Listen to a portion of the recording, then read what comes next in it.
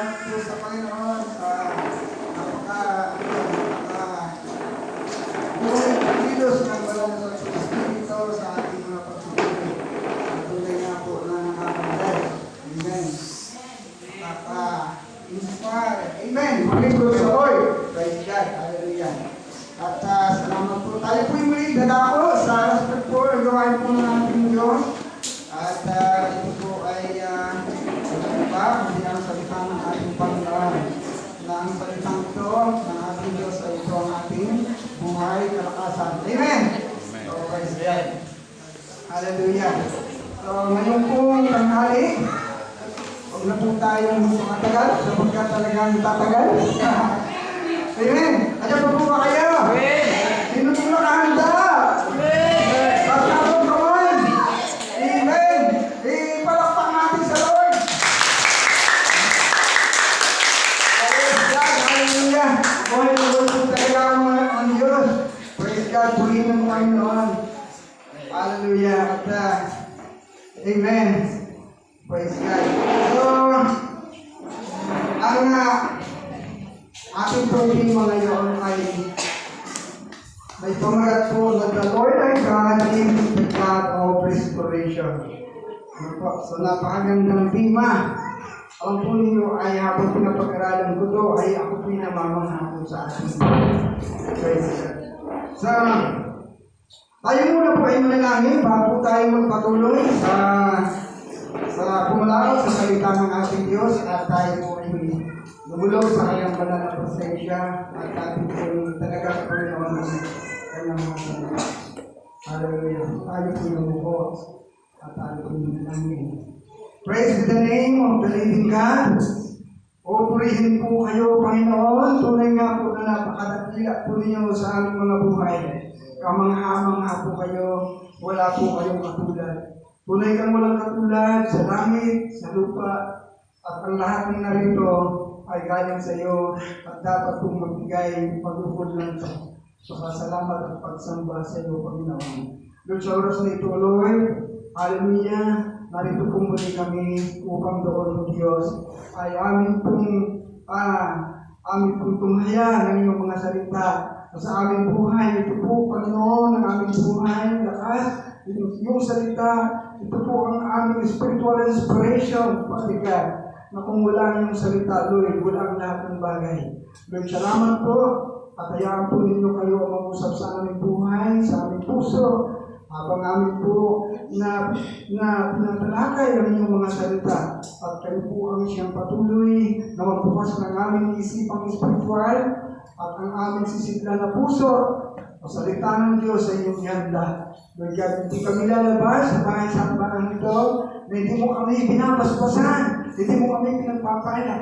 Kaya salamat, Lord, nasa po namin yung buhay na pagkilos. At po inyong itago sa inyong likuran. Lord, ikaw po makita. Ikaw ang maitas, ikaw ang maluwalhati. Hindi ang aking katauhan, Panginoon, sapagkat ako galing din sa wala. Panginoon, hallelujah. Dahil sa biyaya po ninyo, ako'y nakakatayo. Dahil sa inyong mahal, ako inyong pinagpala. Salamat po. Pagpalaan kong lahat in the name of Jesus we pray. Amen.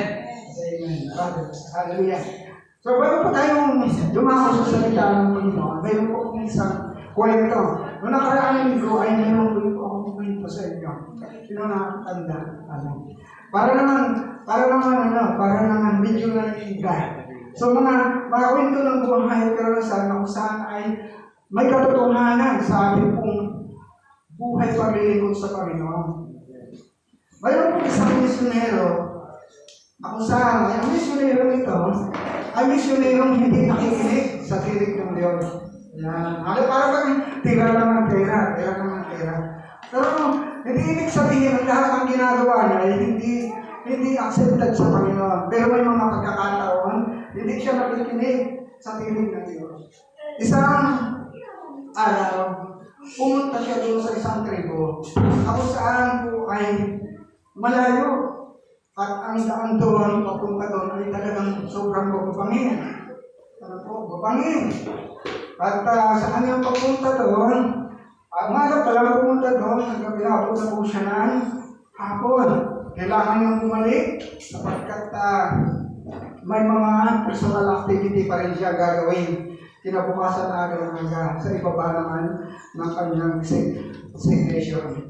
At alam po ninyo mga kapatid sa Panginoon, itong mantong ito ay kung saan nga po ay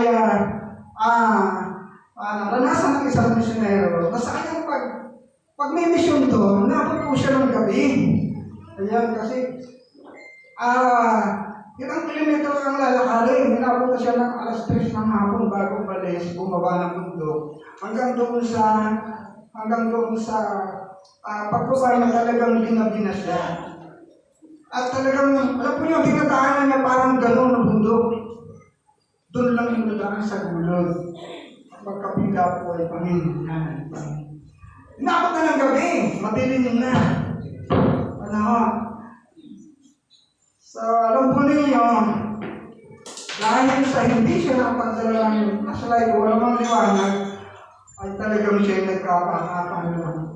Kasi hindi niya inaasahan na siya gagabihin ng kanyang paggawa.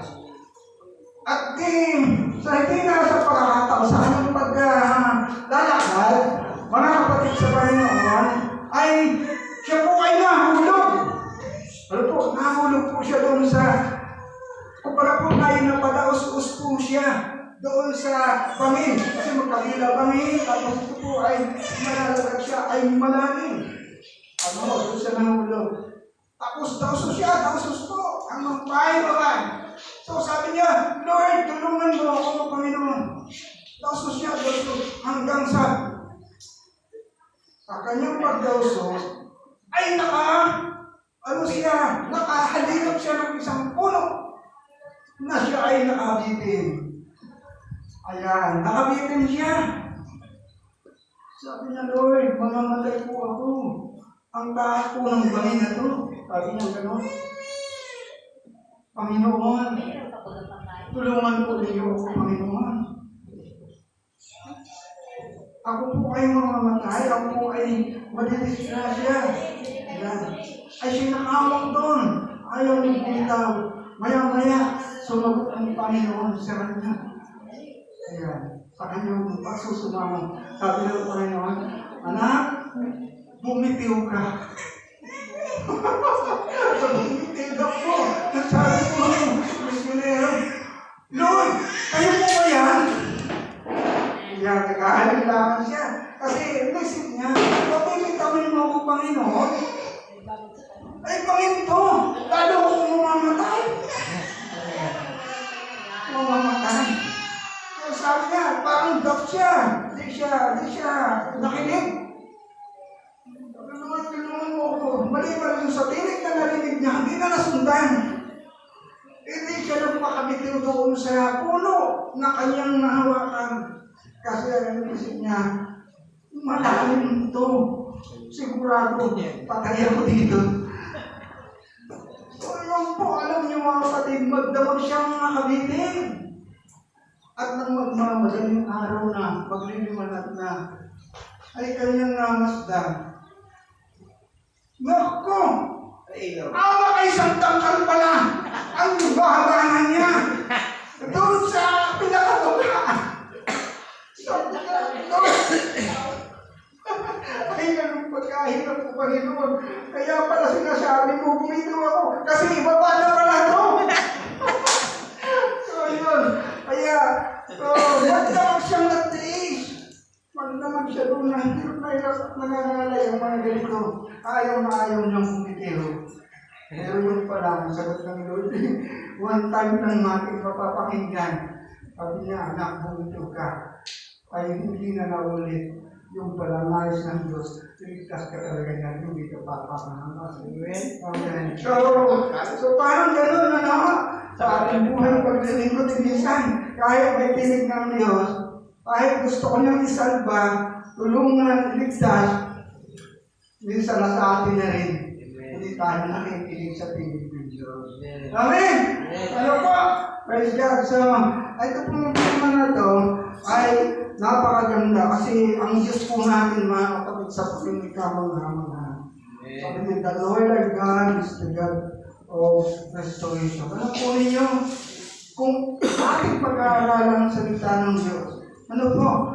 from the beginning na kung saan nga po, mga kapatid, nilikha ng Diyos ang lahat ng bagay na napakaganda, perfect, walang kulang, walang labis, eksaktong, napakaganda ng pagkalikha ng Diyos mula sa creation.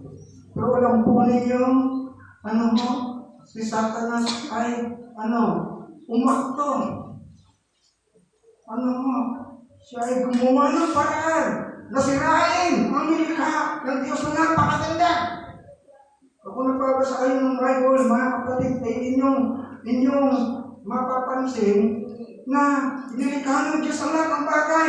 Napakarami na kung saan ay perfect para sa sangkatauhan, pati tao nilikha. Pero si Satanas po,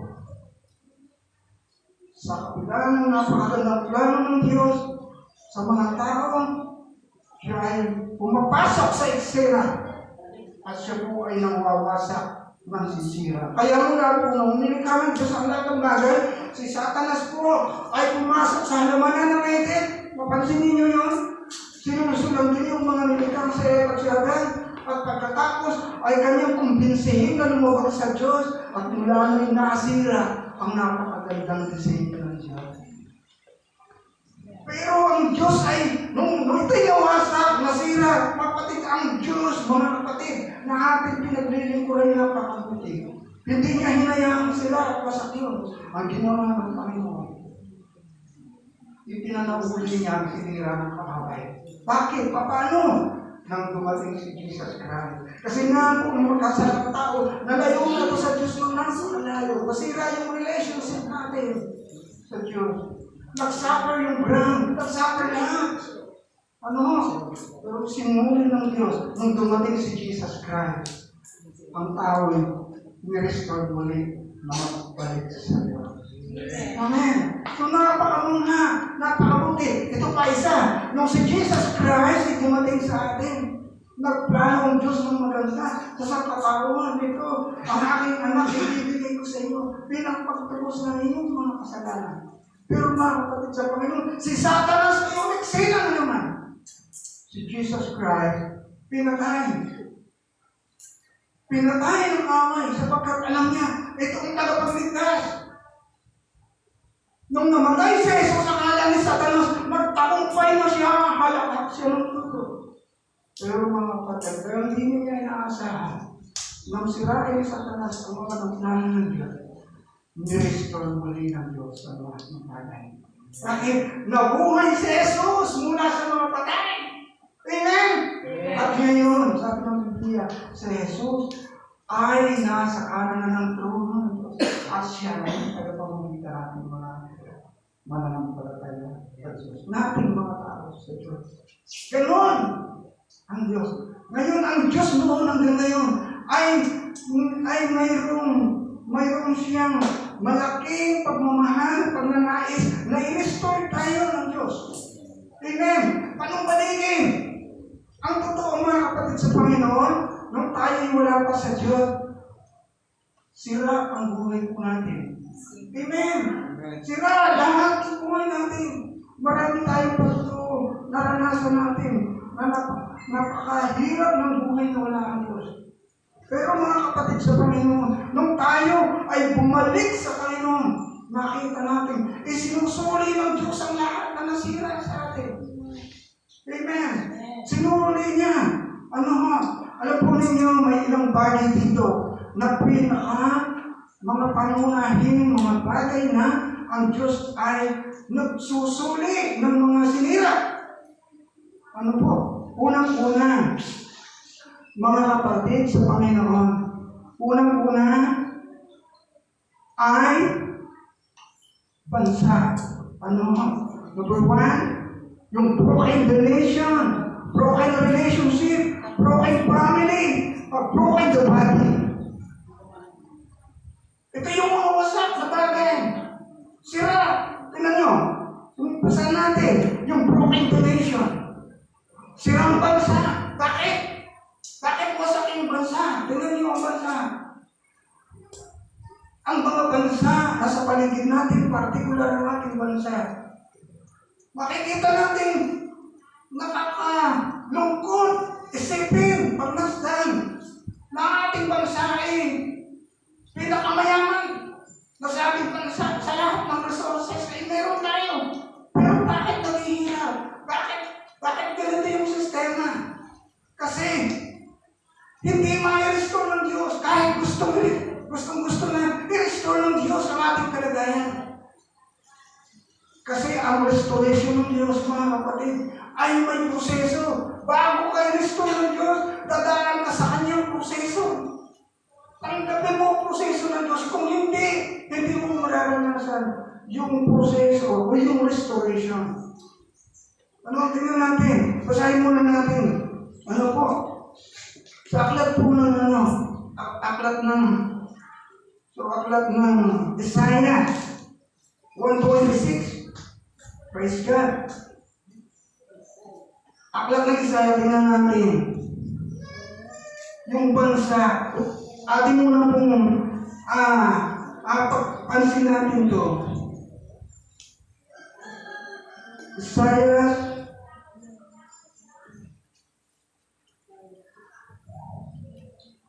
chapter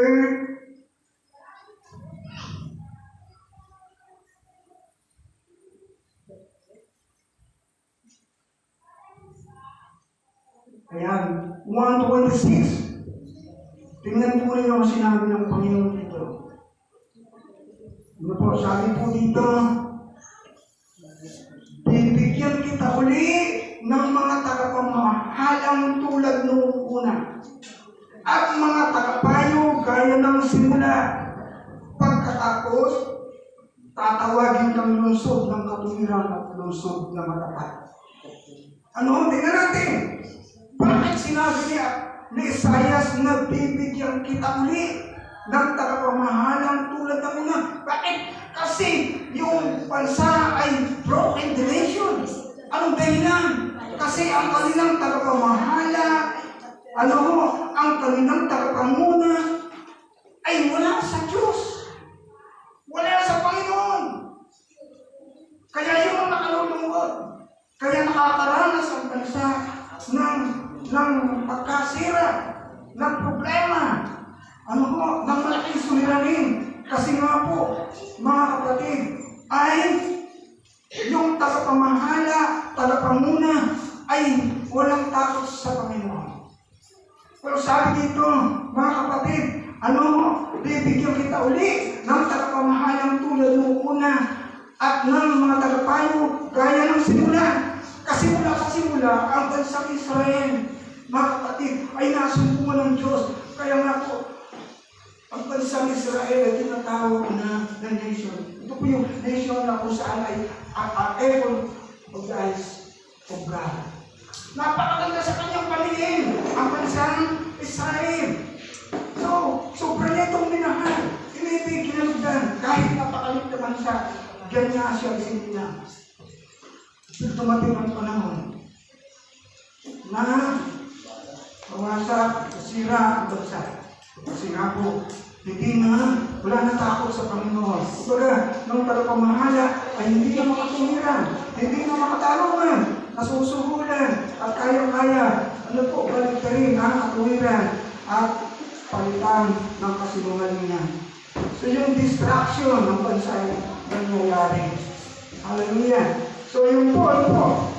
Kaya ito, sasabihin ko po sa inyo, paano, katulad po nga sinabi sa inyo, broken relation, broken heart, broken relationship, and broken family, and broken the body. Ito yung sinira, ito yung proseso. Makinig po ka ng mga kapatid. Ano yung proseso na sinabi ng Diyos para panauliin? Ano po? Sa aklat ng 2 Chronicles chapter 7 verse 14. Bagaman ito'y sinabi ng Panginoon sa bansang Israel, ay ito ay tumutukoy in general ng mga bansa, ng mga tao sa ating kapaligiran. Ano po? Sabi dito, 2 Chronicles, amen, chapter 14. Hallelujah. 7:14. Ano ba? Sabi rito, ay ito, makinig kayong mabuti. Ito yung proseso. Mga kapatid, kung gusto mong i-restore ka ng Diyos, ito mga kapatid. Malinaw na malinaw. Sabi rito, ngunit kung ang bayang ito na naglalagay ng aking karangalan ay magpakumbaba, manalangin, hanapin ako, talikuran ang kanilang kasamaan. Papakinggan ko sila mula sa langit, patatawarin ko sila sa kanilang makasalanan at muli kong pasasaganain ang kanilang lupain. Hallelujah! Ang ating Diyos ay Diyos na nagpapanahuli ng mga sinira at pinasak ng kaaway. Ano po? Linawin natin. Ano po? Ang nakalagay po dito ay ano yung makikita natin sa talatang po mga kapatid? Ano mo? Sabi niyan, sabi dito, unang-una, ito rin, kung by His name, tumawag tayo sa kanyang pangalan. Amen. Tumawag tayo sa kanya. Hindi kung saan tayo natawag. Pag may problema, pag may sumilari pa bansa, alam mo nyo ang isang napakaganda ng sa bansang Israel? Pag dumating ang panahon, may matinding problema. Parang digimay sila ng mga bansa sa paligid. Nagpapakumbaba sila sa harap ng Diyos na buhay. Naguhugad sila ng kanilang kasukutan. Nagpapakalbo. Nauupo sila sa abo. At pagkatapos, yung mga ulo nila nilalagay ng ako, doon sila nandun at nagkakayunan. Tanda na magpapakababa sa Diyos. Tumatawag sila sa Diyos. Mga kapatid sa Panginoon, dun, yan ang nila, attitude nila. Yan ang kanilang ginagawa. Amen. Hindi lang siguro sa bansang Israel. Sa individual na buhay natin, mga kapatid. Dapat, pag may problema, dapat hindi yung parang malaki na nga yung problema. Parang kinakaya mo pa. Saka ka lang susurindir, lulod sa Diyos. Pag talagang ubos na. Pero ang sabi ko lang sulatan, once na tumawag ka sa pangalan ng Panginoon, mga kapatid, hindi ka mag-ibig sa Diyos. Amen? At saka po ba kayo? Amen. Tumawag tayo sa Panginoon. Kasi ang Diyos ay buhay. Ang Diyos, sa Kanya lang natin masusupunan. Yung ating, yung lunas na ating nararanasan. Ano po? Huwag tayong maglagay ng tiwala sa kapwa-tao. Ano mo? Na kung minsan, sobra tayo nagtiwala sa ating kapwa-tao. Pagdating ng oras, mga kapatid, nadismaya ka tuloy. Lalo na kung yung tao medyo Kristiyano. Ano ho? Kristiyano pa naman, bakit ganun? Hindi. Sa Diyos tayo maglagay ng tiwala. Sa Diyos tayo tumawag. Yun yung first requirement na kung saan mga kapatid, mararanasan natin i-restore ka ng Diyos. Amen? Sabi dito, ano mo? Sabi ni Isaiah, if my people who I called by my name, kung yung mga tao, tinawag na ditong indignation mga tao, if my people, tumawag sa aking pangalan. At sabi dito, pangalawa, shall humble himself. Sabi dito, yung letter B, humble yourself. Pag tumawag ka sa Panginoon, ipakita mo sa Lord yung taos-pusong pagpapakabata sa Diyos. Amen po ba? Amen. Kailangan sabi naman, kilalanin natin si Lord. Lord, Panginoon, kayo ay Diyos, kayo ay makapangyarihan, ako'y tao lang. May limitasyon ang aking kakayanan. May limitasyon ang aking kaya. Subalit kayo ay Diyos na unlimited power. Tulungan po niyo ako. Nagpapakapala po sa inyo. Katulad lang sa inyo sa Bible. Si Ezekiel, Haring Ezekiel, na magkasakit. Sinabihan ng propeta, magpaalam ka na sa iyong mga sa buhay kasi katapusan na. Hallelujah! Sakit ko na! Ang Diyos pa naman na nagsalita to. Mga kapatid, na sinasabi kayo sa propeta, sabihin mo kay propeta, haling Ezekiel, ganito. So, paano ka na? Sa mga bahan sa buhay. So, alam po ninyo, napakabuti ng Diyos. Alam po ninyo, sa isang taong taos-pusong nagpapakababa sa harap ng Diyos, napapago, napipihit ang plano ng Diyos. Napago ang kanyang desisyon. Amen, sabi doon.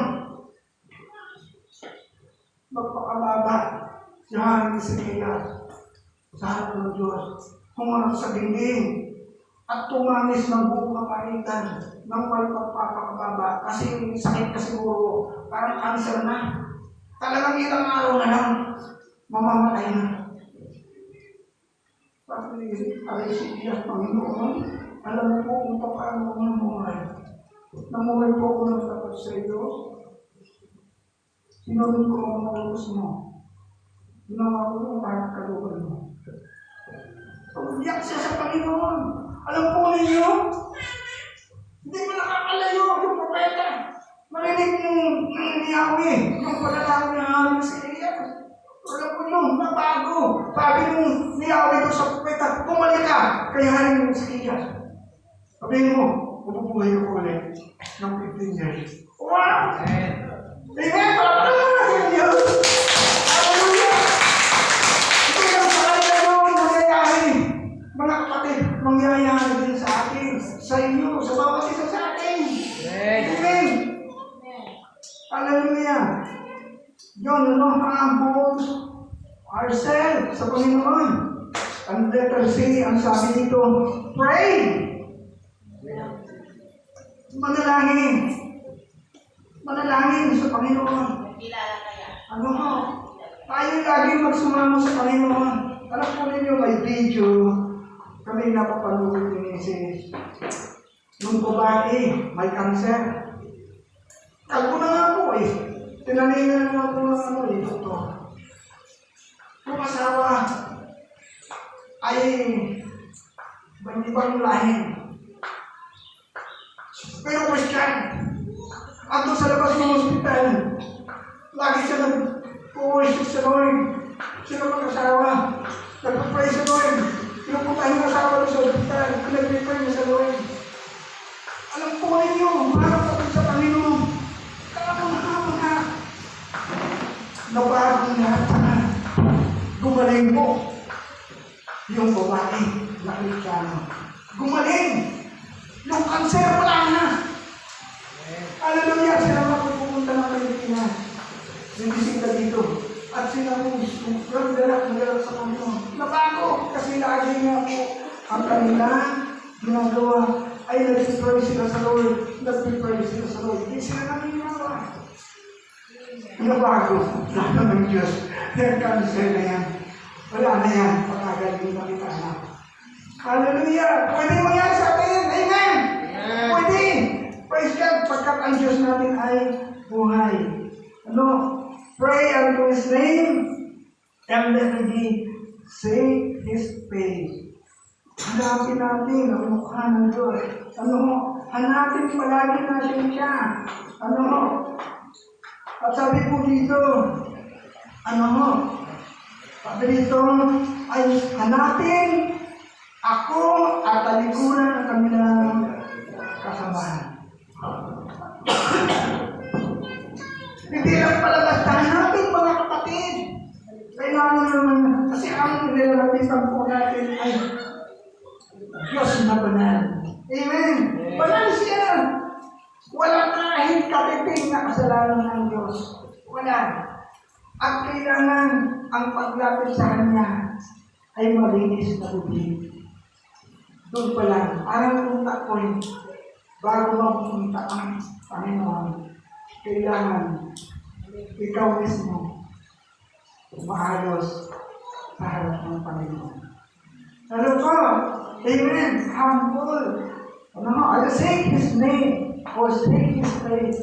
Hallelujah. At sabi dito, tingnan niyo yung pwede mangyari. Sabi dito, papakinggan ko na sila mula sa langit. Patatawarin ko na sila sa kanilang kasalanan. At muli kong pasasagaray sa ibang verses, muli kong pagkagalingin ang kanilang lupain. Hallelujah! Ito ba isang bansa lang? Hindi. Sa ating mga individual na mga tao. Kaya nga na tinawag silang bansa kasi isang malaking bansa sila. Kumbaga isang malaking land sila na doon sila nakatira. Kaya tinawag silang isang bansa. Pero yung po talaga ay lahat ng mga tao doon. So yung po mga kapatid sa Panginoon, ayan, ang ibig ng Diyos, i-restore ng Diyos, hindi lang yung bansa, yung ating mga puso. Yung totoo mga kapatid sa Panginoon, ito nga ating puso, kasabi ng aklat ng Biblia, ang puso likas na mandaraya. Kaya minsan nga, yung gusto ng puso mo, akala mo na. Pero yung pala, dadalhin ka sa ikapapahamak. Kaya kailangan ng pagsusuri. Likas itong mandaraya. Pero kung ang puso natin ay recreate na natin sa Diyos, ito ay i-restore na ng Diyos, nakakatiyak tayo, hindi tayo gatayanin na ating puso. Amen? Hallelujah! Sabi nito, kung broken-hearted ka, ang Diyos ang gumagamot ng mga wasak na puso. Amen? Hallelujah! Kaya nga po, doon sa aklat ng Lucas, tingnan natin sa mga pakalamang talaga, chapter 4, verse 18. Dito natin masasagpuan yung restoration. Hallelujah! At mismo ang Panginoon ang nagsabi nito sa atin. Sabi po dito, Lucas chapter 4, verse 18 to 19. Nakinig kayo mabuti, mga kapatid sa Panginoon. Sabi ni Jesus sa ito, sumasa akin ang Espiritu ng Panginoon sapagkat hiniram niya ako upang ipangaral sa mga lakha ang mabuting balita. Sinuko niya ako upang ipahayag na ang mga bihag sila'y lalaya. Hallelujah! Amen! Lalaya! Yung bihag. Alam mo ba din yung salitang bihag? Nakala ba natin yung salitang bihag? Yung kamalahan sa kulungan. Maraming mga tao sa panahon ngayon, bihag sila. Hindi makalaya. Ano pagbubuhay mga pwede? Ang daming mga bagay, hindi tayo lubos na makalaya. At gusto ng Panginoon, palayain ka. Palayain tayo. Sabi dito, na sila ay lalaya. Sa lahat ng bulag na sila ay makakakita upang bigyan kaluwagan ang mga sinisiin. At ipahayag ang pagliligtas na gagawin ng Panginoon. Hindi ka lang palalayain, piniligtas ka pa ng Diyos. Hallelujah! So ang Diyos natin ay nagsasauli ng mga nasira, nawasa sa ating buhay. Amen po ba? Hallelujah! Kasi tahimik kayo. Amen! Napakaganda! Kung ang Diyos ay siyang naghahari sa atin, yun, makikita natin doon. Na ang Diyos, na ating Panginoon. Hallelujah! Kung wasak yung ating puso, yung ating buhay. Yan yung sinisira ng kaaway. Kanya na po. Hallelujah! May dagdag na kasi bago pa ito na isulat, sa aklat ng Lucas chapter 8 verse 19, ay na-predict na po ito sa aklat naman ng Isaiah 61, 1 up to 3. Tingnan natin yun. Doon pa lang sinabi na. At mas maganda doon sa aklat ng Isaiah, sinabi na ni Isaiah, 61. Ating daanan, verse 2. Sabi dito, tingnan natin, ang Espiritu ng Panginoon Yahweh ay sumasa akin sapagkat ako'y kanyang hiniram. At sinugo ni ako upang dalhin ang magandang balita sa mga inapi upang pagalingin ang mga sugat ng puso. Ayun. Nakita natin yung pagiging broken natin. Nakita natin doon na nais ng Diyos. Yung puso mo. I-restore. Kasi nasira. Sino pa nasisira? Ano sabihin na, masakit sa akin kasi yung aking kahilan. Masakit magsalita. Masakit kasi sa akin yung aking biyanan. Huwag sino-sino pinagtigitan. Mga kapatid sa Panginoon, sinususulan sila ng Satanas para maglagay sa puso mo ng mga bagay na kasisira ito. Mapupuno yan ng galit. Mapupuno yan ng hinanakit.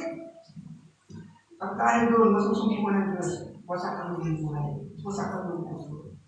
Amen. Pero kung lalaki tayo sa Panginoon, pagagalingin, sabi dito, pagagalingin, sabi dito, upang ipahayag sa mga bihag, at sa mga bilanggo na sila ilalaya. So, dito pa, sa verse 3. Ano po? Verse 2, sinugo niya ako upang ipahayag na darating ang panahon na pagliligtas ni Yahweh, ang paghihiganti ng Diyos laban sa kanyang mga away. Italin nyo yun. Kung may kaaway tayo, sabi ng Lord, huwag kayong kumanti. Kasi kung nakaganti na kayo, hindi na kayo igaganti ng Diyos. Amen po ba? Ano pa po ba kayo? Hindi na tayo igaganti. Nakaganti ka na. Nakakaway ka na. Pero pag ang Diyos ang kumanti. Mga kapatid. So yun po. Napakatindi. At sinugo niya ako upang alimayin ang mga nagluluksa. Kung ikaw ay puno ng kalungkutan, hapis, kapatid, gusto kong i-restore ng Diyos. Hallelujah. Upang palayain ang mga tumatangin sa Sion. Hallelujah. Kaligayahan sa halip na bigyan ka, bigyan ng kapigatian, awit ng kagalakan sa halip na kalungkutan. At katulad sila ng mga punong itatanim ni Yahweh, ay tinatanim ni Yahweh, na ginagawa kung ano ang mga tumiran. At maluluwalhati ang Diyos dahil sa kanilang mga ginagawa. Praise God. Hallelujah. So mga kapatid sa Panginoon, kamusta po yung ating kalagayan sa buhay? May mga pagkakataon kahit na tayo ay Kristiyano na. May mga bagay na tila parang ang hirap po ba na parang ayusin kahit Kristiyano na. Kahit tayo mismo gumagawa ng mga hakbang parang bakit maayos, hindi maayos. Ang hirap. Ano po? Kailangan natin ng Diyos. Kailangan natin siya. Kailangan tayo dumaan sa proseso ng Diyos para may-restore po tayo. Amen. Alam mo, yung puso natin, kumasak yan. Puno ng galit kasi nasaktan ka dahil sa sinasabi ng kapwa. Malakang panahon, parang hanggang ngayon, magtanim ka pa ng galit sa puso mo dahil sa mga nangyari. Kung walang sinabi ng kapwa, ng mga kamag-anak, mga kapatid, kung magkaroon na tayo ng Kristiyano, tapos parang ganun pa rin. So, hindi naglilima yung salita ng Diyos. Kailangan mo palayain mo ito para i-restore ka ng Panginoon. Amen po ba? Hallelujah. Mga kapatid, nais ko lang siguraduhin sa inyo sa oras na ito. Ang buhay, walang nakakasiguro. Pero kung isipin natin ito, kung may mga bagay na hindi pa natin isuko sa Diyos, isuko na natin sa Diyos. Kasi, kung ito rin lang naman na magiging hadlang, para hindi tayo makapasok sa kaharian ng Diyos, para sa akin, Lord, susurrender ko na sa Kanya. Na kahit anong oras ako, umuwi ko balik sa iyo. Ako'y payapak na ako'y tatanggapin sa Kanya. Amen. So yun po. Ano po? Broken relationship sa pamilya. Mga kapatid, nandiyan pa po ba kayo? Pag-aalis sa salita ng Panginoon. Sa pamamagitan po natin ng mga Panginoon. Unang-una, dapat ayusin po natin ang pamilya po natin. Sabi nga po, doon sa Facebook, yung nabasa na panood namin, ang gustong-gustong sirain ni Satanas sa panahon ito ay pamilya.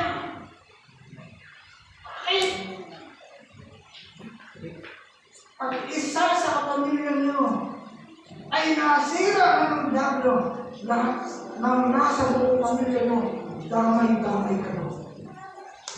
Mahirap isuli ang wasak ng pamilya. Pero mga kapatid, sa Panginoon ng palala ng Diyos, hallelujah, dumaan tayo sa proseso ng Diyos. Ibabalik tayo ng Diyos, paayusin ang pamilya ng sirama. No, kailangan ang pamilya natin ay mabuting patutuo sa komunidad. Mga anak natin, kung maaari, yung mga bata natin, hallelujah, talaga na yun. Inausap ko yung aking anak na sabi ko, anak, ikaw ba rin yung pasaway sa school? Ano yung sign? Hindi daw po. Sabi ko yung nalong gagawin niya. Kasi, nakasalala yung pamilya natin, ay para mo. Lalo na ngayon, tuturo tayo ng kwento. Ano sasabihin niya?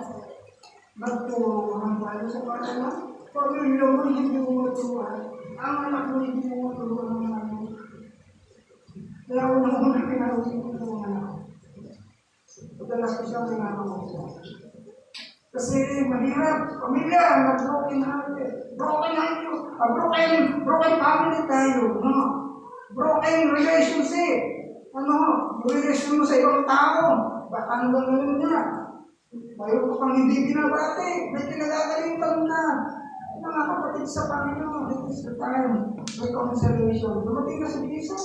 Sinabi sa atin yan. Wala nang makakailang budyo, hintil, grado. Iisa tayo. Magmamahalan tayo. Magkaisa tayo. Magpulungan tayo. Mag-ibigay tayo para kay Kristo. Magpatawalan tayo dahil kay Kristo. Tanggalin na natin ang tayo. Kasi ang hindi pagpapatawad ay the greatest sin in Jesus Christ. Si Satan at masumpuan ng Diyos. Nagmamataas. Ano mo? Yung pamilya natin, pati sila yung ating katawan. Baka yung healthy natin, bakit may sakit? Bakit hindi ka malusog? Bakit may karamdaman ka?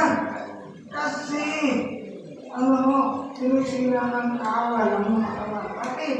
Kasi, may bagay tayong hindi ang susunod sa kanya. Amen? Na kung saan ay nagiging, halimbawa, ay yung pagiging tawag dito, yung inihitik. Ano yung pato? Yung grams. Ako naniwala ko lang ng ito ng gano'n. Pero ito palala ng Panginoon, hindi lang yan. At lahat ng pwedeng benisyo na kasinisira sa body natin, sa katawan natin, at dahil doon, kaya tinatawag na broken body. Hindi lang yung healthy natin, hindi lang yung kalusugan, ano po, at pagkatapos ay, gusto ng Lord, may restore yung inyong emotion. Pagdating sa emotion, andyan yung kagalakan. Kaya masabi ni David, yung nakasala sa David, Lord, restore unto me the joy of my salvation. Nagkasala si David sa Panginoon. Kanya wala yung kagalakan. Hindi na siya masaya. Doon sa kagalakan ng kaligtasan. Wala siyang kagalakan. Kaya minsan matalo tayo kayo siya, hindi na masaya. Bakit? Wala yung kagalakan. May problema yung kanyang body. Hindi healthy. Wala kapayapaan. Laging nababalisa. At ito bagisa. Sinisira ng away at gusto naman ay gusto ng Diyos yung pabalik. Bakit ka mahirap? Bakit ako ngayon? Parang napapansin mo hindi umaangal. Gusto ko ang kapatid Kristo ng Diyos dyan. Kaya man lang, surrender muna tayo sa Lord. Amen. Kaya lang sinabi. Mga kapatid sa Panginoon, panalo sa ita ng Diyos. Mahal ka niya, mahal niya tayo. Ang totoo, gusto kang tulungan ng Diyos. Dumaan ka lang sa final position ng Diyos. Makakabot sa tayo. Amen. Hallelujah. The Lord thy God is the God of restoration. Gusto niyang sanabutin ang lahat sa atin. Kasi nila ng tao.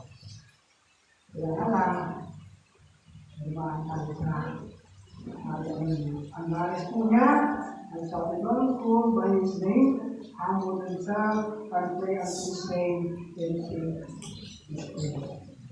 Kailangan natin. Pangalan, kailangan natin. Pagpalain na ang kanilang mga. Hallelujah, Jesus. Ating panalangin, ang natin mga po tayo ngayon bilang pangalan sa Panginoon. Hallelujah. Praise the Lord,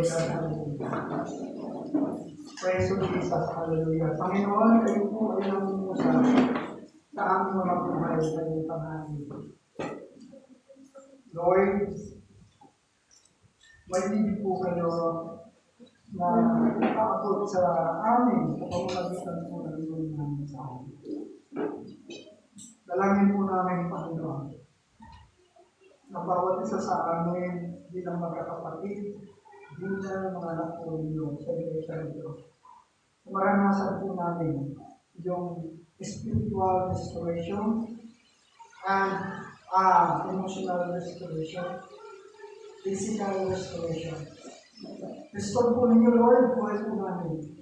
Nakita po ninyo ito sa sandali ito na sila wasa. Panginoon, pag-balikin po ninyo, Panginoon.